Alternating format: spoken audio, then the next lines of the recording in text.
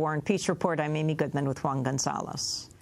Well, immigrants and their allies held protests in more than a dozen cities Thursday to mark what they called a National Day to Fight for Families. They want President Obama to take executive action to stem his record level of deportations. About 145 people were arrested in front of the White House after they laid red carnations over photos of deported loved ones. Among those who marched in support were Jonathan Perez and Jesus Hernandez.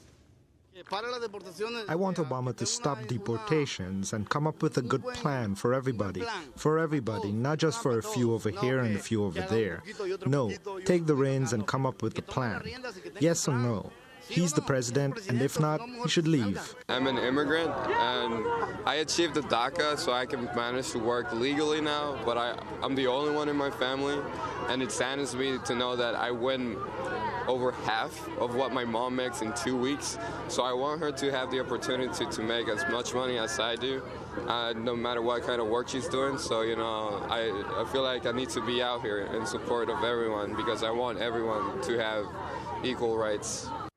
Also on Thursday, President Obama called on Congress yet again to help address immigration reform. But he suggested that he would take executive action if it is the only way to address the situation. I've been very clear about the fact that our immigration system is broken and needs to be fixed. And my preference continues to be that Congress act. I don't think anybody thinks that Congress is going to act in the short term, but hope springs eternal that after the midterm elections they may act. The good news is we've started to make some progress. I mean, what we've seen so far is that throughout the summer, the number of apprehensions have been decreasing. Maybe that's counterintuitive, but that's a good thing because that means that fewer folks are coming across. Executive steps President Obama could take include deferring deportation for millions of undocumented immigrants, as well as providing new green cards for high-tech workers and for relatives of U.S. citizens and permanent residents. Well, for more, we're joined by Congressmember Luis Gutierrez, Democrat of Illinois. He's in Chicago, where this week he met with immigration advocates to prepare for a possible announcement from the White House. Congressmember Gutierrez chairs the Immigration Task Force of the Congressional Hispanic Caucus. Congressman, welcome back to Democracy Now! What do you think has to happen right now? 145 people at least were arrested yesterday in Washington. Well, look, yesterday was a National Day of Action, and they're responding because each and every day that we wait, another 1,000 people are deported. Every week, dozens of Americans' children are left orphaned because they lose a mom or a dad. I mean, our broken immigration system has an impact on the immigrant community each and every day. And that's why I'm heartened to hear that the president said, look, for 3 months, April, May, June, I went down to the House floor and gave speech after speech, alerting the Republican majority that if we did not act by the 4th of July, the president would. And indeed, the president said the last week of June that he was going to act. Why? Because Speaker Boehner called him up and said, we're not going to do anything. That's after the Republican majority said that they had a set of principles, said that they were ready to work, said that they were ready to move forward. I and many others worked with them and said, we understand you're the majority. Tell us the outline of the proposal, but let's get something done. They said they wanted to do it in parts. You know, they didn't want to do one bill at one time. We said, okay, let's begin on the parts. They said everybody can't be a citizen right away. We said, okay, let's see who does become a citizen and what are the steps for the others. They said, well, we can't have the Senate bill as a model. We said, well, let's create our own model and let's come up with one better. But each and every time the Republicans came up with a demand that was acquiesced to, in the end, they just simply walked away. So look, the president yesterday and I prefer a legislative solution because what the president can do, Amy, is never going to be as great and as fulfilling and as permanent as what can be accomplished legislatively. So I want a legislative solution, but the Republicans have said they're not going to give us one. So then the president needs to act and use his executive authority to act. And Luis Gutierrez, what do you make of the threats by some Republican leaders in the House and the Senate that if the president does act and they believe he'd be acting unconstitutionally, that they're prepared to essentially shut down the government by holding up approval of the budget that Congress must pass before the beginning of October? Well, look, Juan, first of all, I believe the president's going to act in the next 30 days. That's my hope. What would stop him from acting? Well, probably because there's some Democrats that are in some contested senatorial races, Pryor in Arkansas and others, that don't want him to act until after the election. But I hope Democrats say, you know, we have principles, we have values, and we'll put those principles and good public policy ahead of politics. Because one of the problems Democrats have had in the past is we're for the immigrants, but we don't want to expend too much political capital in defending them or lose too many legislative seats, and certainly not our majority. So I would hope he would put good public policy ahead of politics. Having said that, look, the Republicans, let's say Obama does it, Juan, and he says it in it will take 3 to 4 months from the moment he makes, right, the decision, to the time that it can be implemented. Because you've got regulations to put in place, paperwork, you got an administration to put in place for millions of people to be able to apply to the American government so they'd be freed from deportation and given a work permit for a couple of years. Now, having said that, I think what we need to understand then is the Republicans can always come back to the table, which is one of the things that the president said yesterday. He said, you know, hope is eternal, spring's eternal. Maybe they'll come back in the lame duck session and we can talk again. So they can always come back. But Republicans have to stop saying, we won't do anything. There is a crisis in the immigrant community. It is a damaging, hurtful, and many times leads to deaths in our community. And so you know what? If you don't want to act and there's a crisis, we have a responsibility to use the powers that we do have at the legislative branch to help people. What can Obama do? Look, he can't do what the Senate bill would do. But what he can do is say, I want to prioritize deportations in a way that is meaningful to our national security and that respects the bonds of families in the immigrant community that have been devastated because of our broken immigration system. Let's say, Juan, he said, you know what? Anybody that's been in the United States, and I'm not proposing, but let's just say he said this, everybody who's been in the United States for 10 years or more, working, has roots in the community, maybe they're married, has American citizen children, and has been married, and you know, is ready to come forward and sign up and acknowledge who they are with the federal government, go through a rigorous background check to make sure they have no criminal background whatsoever, and they've been here 10 years. You know how many people that would be? Over 6 million people. That's what I think the American public is going to come to understand, is that there are millions of people that have been here in the United States for over a decade and have no relief, and the Republicans will not come to the table to sensibly bring a solution. Marco Rubio, he voted for the Comprehensive Immigration Reform Bill. So it's like the president is doing what he voted for, just not in the expansive manner that he did. The other thing that I think has to be clear, look, we also have to understand that maybe the president can do, I believe the president can do millions. I think he can do 5 to 6 million.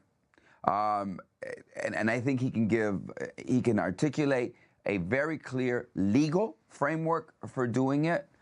And, you know, if the Republicans, each and every time the president wants to take an action, they're going to shut down the government. In the end, they're going to be shut out of government if that is the only position that they have. If the president does something unconstitutional or illegal, they should use the courts.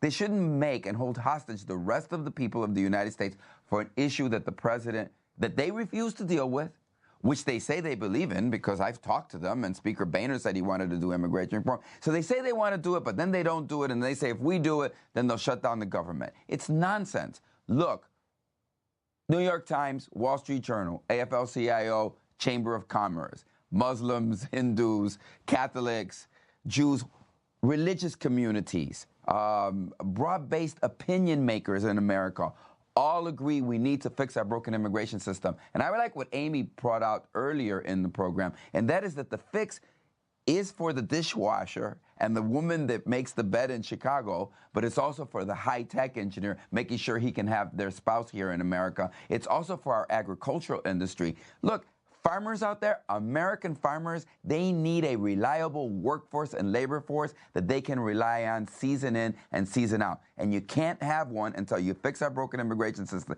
70% of all agricultural workers, those are the people that pick our fruit, pick our vegetable, sweat and toil, do backbreaking work in the fields across America are undocumented.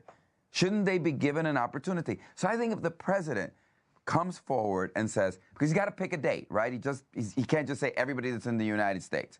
I hope he picks the date of the Senate, right? So he goes back 3 years. With DACA, he said that the immigrant youth had to be here by 2007. And this was 2012. He said he went back 5 years. He said only immigrant youth that have been here 5 years or longer. He's going to have to pick a date. I don't know what date he picks. Whatever. But even if he goes to 10 years, Juan, it's 6.3 million people. That's a lot of people. So if the Republicans want to not do anything, they have to remember that Obama's actions are going to be actions that are going to be well received throughout most of America. And what's your best guess on when he's going to make this announcement? Look, here's what he said. He said that he would make it by the end of the summer. And my hope is, notwithstanding what some Democrats have wanted him to do, and that's to wait after the November election, I hope he keeps his word and does it by the end of the summer. The protests that you showed earlier today were national protests. You focused on the one in Washington, D.C., but there were people in dozens of cities across America raising their voices, asking and demanding that the president take action. Let me just say this to Democrats specifically, and that is, we have to be a party that has values and that has principles when it comes to our immigrant community. Number one, that's important for our party. Number two, if you just want to look at the political benefit, think one moment. It's June 2012. President Barack Obama has a serious problem with the immigrant community. The complaints are all about his deportation. He signs DACA, right? It's an executive authority that he has through Homeland Security and says, I'm not going to deport any more youth. What happens immediately after that? The country embraced it, Juan.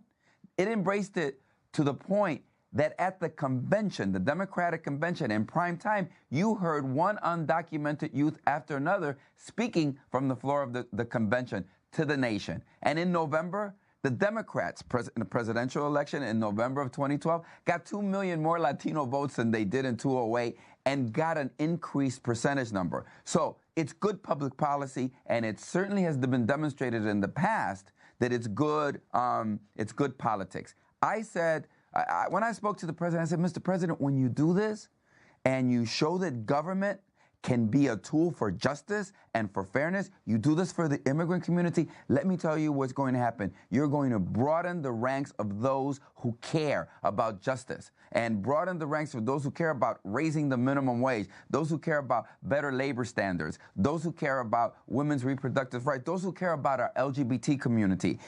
Let's grow the progressive movement. Let's take the actions that we need, that we can demonstrate that government can be a tool for good, for justice, and for fairness. And if the Republicans want to respond, let them respond. Let them respond, and what they're going to find is that in America, people want men and women of action, and that take those actions boldly and swiftly. Congressmember Gutierrez, before we wrap up on another issue, this report from CBS News Monday, 5 people died, at least 42 people, including a 3-year-old boy, were wounded in shootings across Chicago since Friday afternoon. That is just in a few-day period. Can you talk about this latest rash of shootings in Chicago and what you feel needs to be done?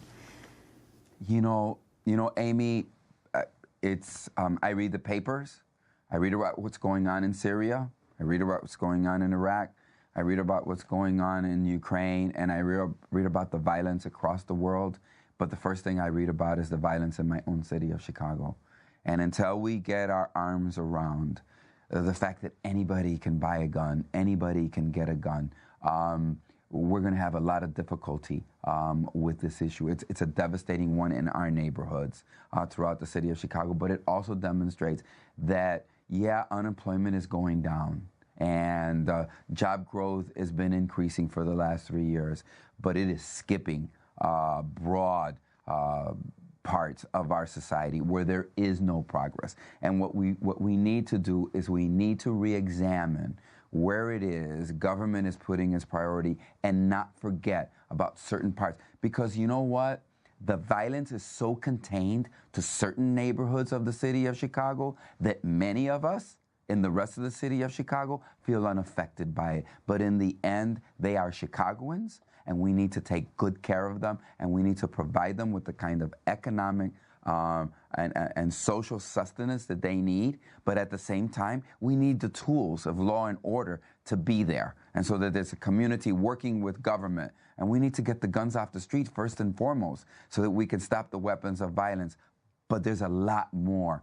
This is a deep-rooted problem of poverty that exists in our community, because you see where it happens. You see where it happens. It's in the poorest, most devastated neighborhoods economically and socially of the city of Chicago. Congressmember Luis Gutierrez, we want to thank you for being with us. Democratic Congressmember from Illinois, chair of the Immigration Task Force of the Congressional Hispanic Caucus. This is Democracy Now! When we come back, a report by the ACLU on the militarization of police departments around the country. The war comes home. Stay with us.